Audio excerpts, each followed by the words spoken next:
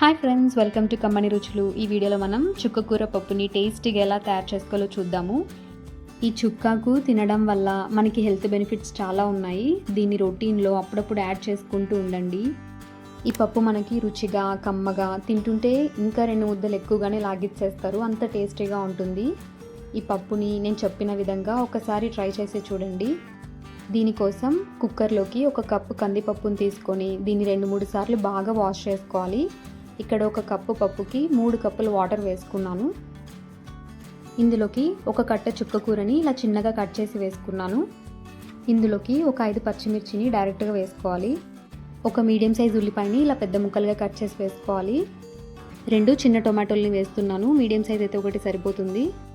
చిన్న నిమ్మ సైజ్ అంత చింతపండు వేస్తే చాలు.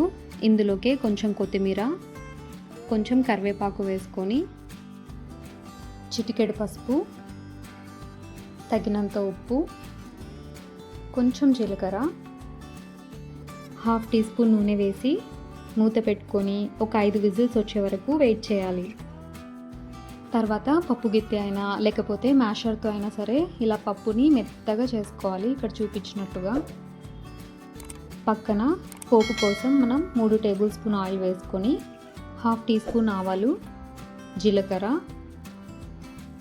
కొన్ని చిన్నగా కట్ చేసిన ఉల్లిపాయ ముక్కలు, 3-4 వెల్లుల్లి రెబ్బలు.